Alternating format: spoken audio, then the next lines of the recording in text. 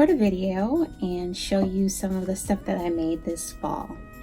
My goal was to go through my stash and sew up a lot of the stuff in my stash. I did some of it. I was going through like the stuff that I had in my stash still. I still have a lot of my stash, but I did get through some of it. But I wanted to come on and show like the stuff that I did make. Some of it is from my stash and some of it is fabric that I actually bought recently. So here we go. Adjust this for a second. All right, let's start with this. This is pattern Simplicity 8212. And it's just a leggings pattern. I think I talked about this in one of my other, actually it might have been my stash video. But I just made these leggings and they turned out okay. I made a pair of leggings a while ago. They were like a purple paisley, like an athletic knit. And they didn't really turn out that well, so I wanted to attempt to make it again. And these weren't much better. I think I could have went down a size. I believe I put the band in a little differently. I didn't even finish the band, but I was trying to make it smaller because it was kind of loose around my waist. And I like for my leggings to be really tight around my waist and come up higher. So I did cut them off. I think I cut this part off, the main part off, and then added the band, a longer band. So yeah, I made these. They're okay. I haven't really worn them much this fall, but I think I want to attempt another legging pattern. By the way, what I'm wearing is a self-drafted dress that I made a couple years ago. And I'll stand up and show you. It's really long, so that's how it looks.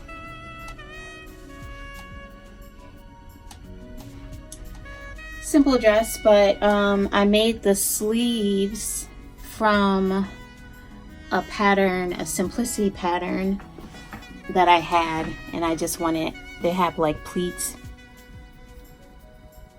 here. I think it's about 6 pleats, and then it flares out at the bottom. So yeah, so that's what I'm wearing. My next pattern is this Vogue pattern, Vogue 1102, and I made this actually just a couple weeks ago.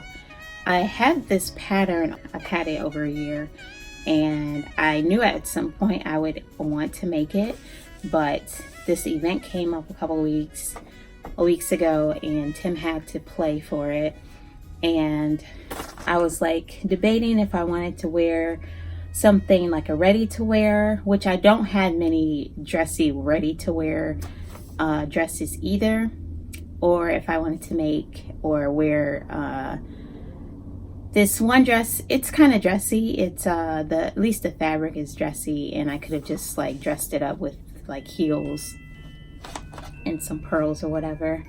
But anyways, I had this fabric that my mother-in-law had given to me probably back in the spring, summer, and I wasn't sure what I was gonna do with it, but I had a lot of red, and the thought came to me to make this dress, and it was my first time making it, so I was really being risky by making something last minute and then something that I had never made before.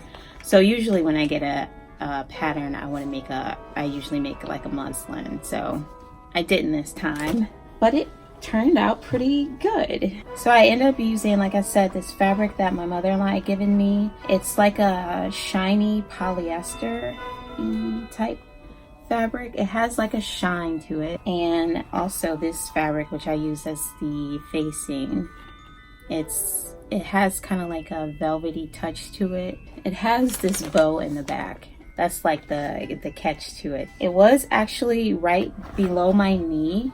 That's how it looks, with the bow in the back. And I have these these cups that I inserted into it because with the back being out, it's like hard to wear a bra. So I knew I wanted to either buy a bra where it would hide in the back or wouldn't be seen in the back, or get these cups, because I knew I could add these cups. Well, I should have put the cups inside like the lining in the bodice fabric, but since I was pretty much already done with it before I realized that they didn't sell the bra that I had in mind that they sold, I couldn't find that, so I had to go this route. So went ahead and bought these cups, and they worked out fine actually. I just wish I would have put them inside the fabric, the bodice, and the lining fabric. It had an invisible zip, or actually I think the fabric calls just for a regular zip. I just had an orange zip on hand and I put it in there, so I figured nobody would see it anyway. And then I had enough, I think I would have had enough to do the circle skirt that's in the pattern, but I forgot I had cut the fabric to make something else, so I had less than what I thought I did. So I didn't find this out until later, and so I had to improvise, because I was working on the bodice first to get that together and see if that was going to fit before I attempted to work on the skirt, because I figured the skirt would be easy, the easy part. So I did that, and then I realized I didn't have enough fabric for the circle skirt, so I just had to do a gathered skirt. So that's what I did, and the bodice didn't turn out as great as I would have liked though, and if I wasn't like rushing through it, I probably, well, next time I'll make sure that the lining and the actual bodice like line up, because when I got to pinning it down, and actually I just use stitch witchery to close the bodice up, is usually you do top stitching for that. Not top stitching, is it, what do you call it, under stitching? And so, but like I said, I just used that witchery and ironed it in. And because the bodice was too much fabric, it's not like closing up like perfectly. And so I just kind of left I left it like that, which is not that great. Well, it's not great at all. It has darts on it, on the bodice. I think it's just in the front. Yeah, in the front has darts. And so I should have matched those up, or laid them out before I actually started sewing to make sure it was going to be the same width around. Yeah, actually it's two areas that didn't quite go together. Oh, I also made an adjustment with the bodice, the back bodice. It was actually deeper than this. I think this was, I lengthened it maybe an inch or two, an inch and a half. This is actually, the bodice is actually not coming together right here by the zipper either, so that's why I don't like zips. Hey, I was the only one that could see it, as long as it lined up in the back. So it does line up in the back, if you could see that. So I actually bought some blue and white polka dot fabric, just a cotton fabric. And I don't know if I mentioned, yeah, this is like just a polyester fabric. And I bought the blue and white, navy blue and white polka dot that I'm gonna make again and do the circle skirt. So I made sure I got enough fabric to do the circle skirt. So I I've washed it. I just bought the fabric from Walmart, and I might go a size down.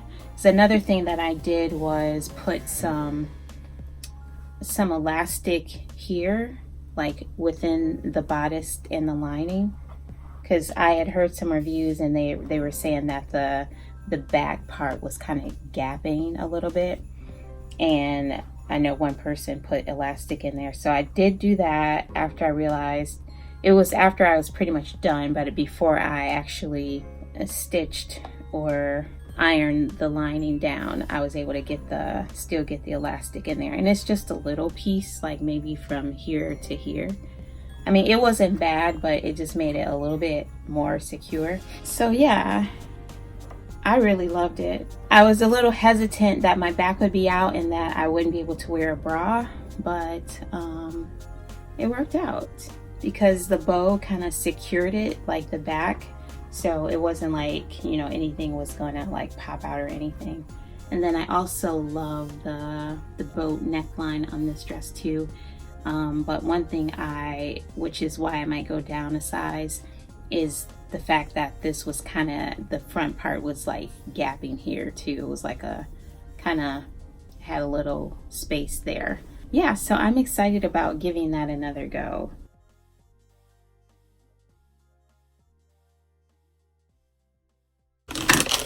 Next pattern is this Mccall's pattern, 7486. I made view B about a year or so ago for Tim, and he didn't like the neckline. So it's kind of like a turtleneck. It's not really a turtleneck, it's more like a, I don't know, a boat neck, and he wasn't a fan of that. So then it seemed like it was kind of big when I made it before. So I saw Norris, Mimi G's husband. He had made this view C, and I liked the way he put it together. So I gave it another go a couple months ago, and I made it in some pieces that I had, which is one I did use from my stash. It was just a plain solid navy blue knit, and I used that for the bodice, and then the sides have like a contrast here, and I used this from my stash to make the sides. And I think I made the hood out of this fabric too. So I don't have it with me. I don't know if it's in the laundry or not, but I'll put a picture in it because I definitely know I have some pictures of that. And then I have some more fabric in my stash that I plan to make him. One being this gray, which is kind of like a hoodie, like sweatshirt knit that I'll do the body with, and then I'll do like the contrast with this. So I already have that to go. Oh, by the way, after my stash video and not knowing like how much fabric I had, I went through all of my fabric and put like how much yardage I had and then the width of it. So that's been really helpful. My next thing that I made is this new look. Wait, let's see. Oh yeah, this new look pattern, and I made view B. This is, it says 596, but these patterns, like, oh, here it is. I don't know why they do that. These patterns that have two numbers on them, like it'll be one number here and then they'll have it like two numbers on the actual pattern. Anyways, it's 6511, and I made this dress.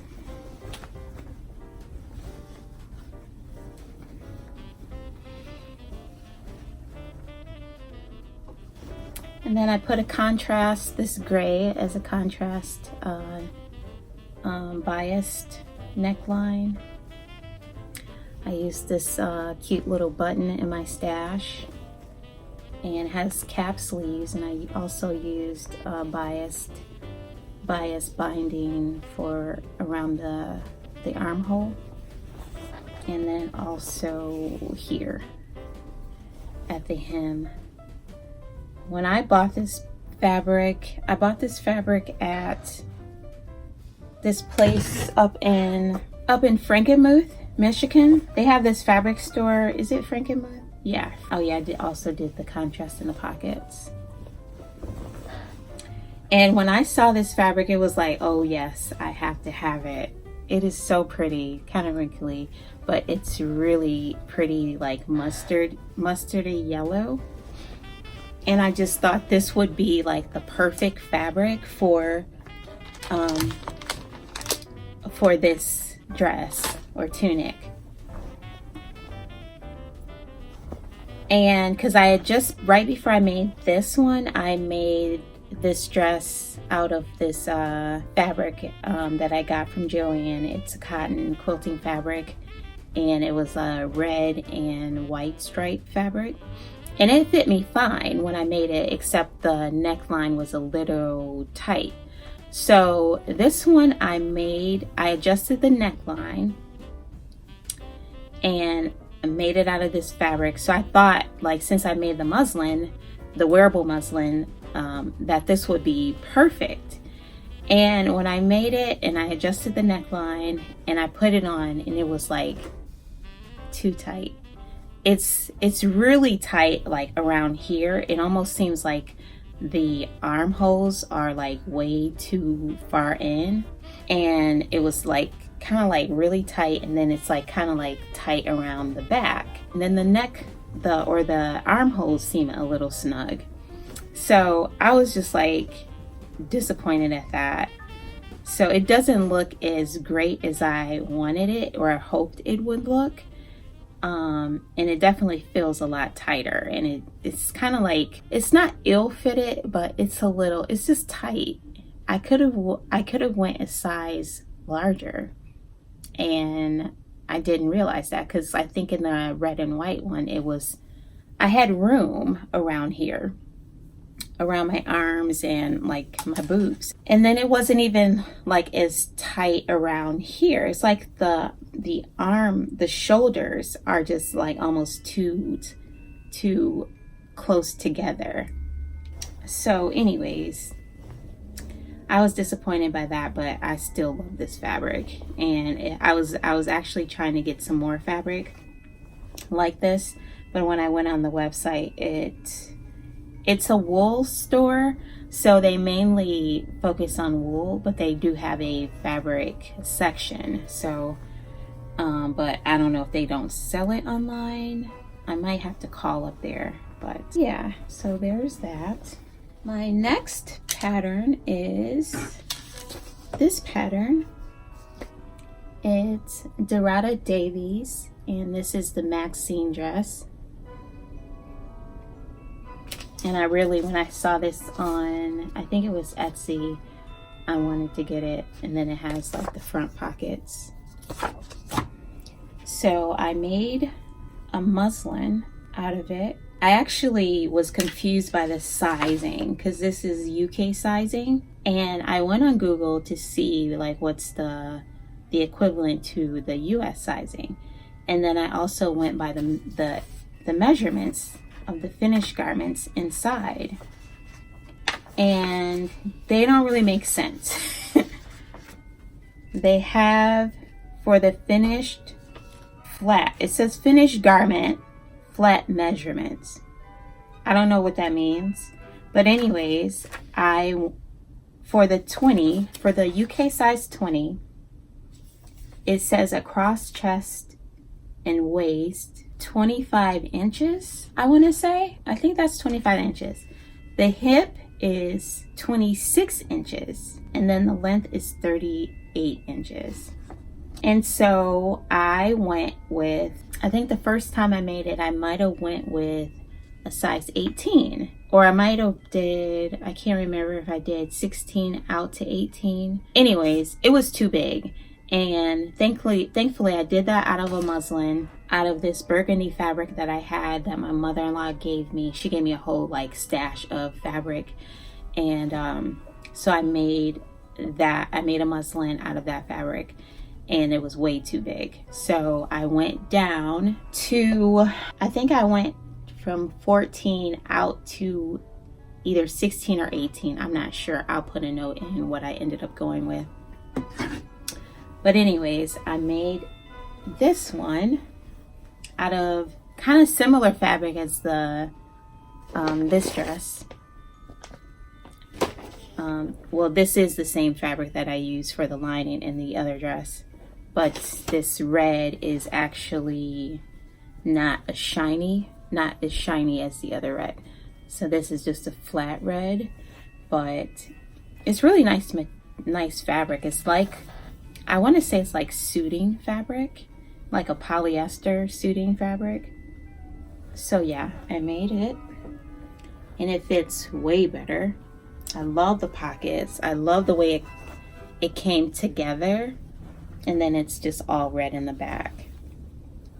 And then I just use some bias tape to do the armholes. This is how I do most of my armholes. I just do some bias tape instead of like just rolling it and doing a hem. And then I also did the bias tape for neckline. So I love the way it turned out. Love that contrast. So I'm gonna make some more of these, and then they're really easy to wear. This one actually has 3 different necklines. So this one is actually more, it's higher up, might be a couple inches. So I might make that too, that kind with it going up. And then it also has a couple more views for the neckline. So really love this. Once you figure out your sizing, you're good.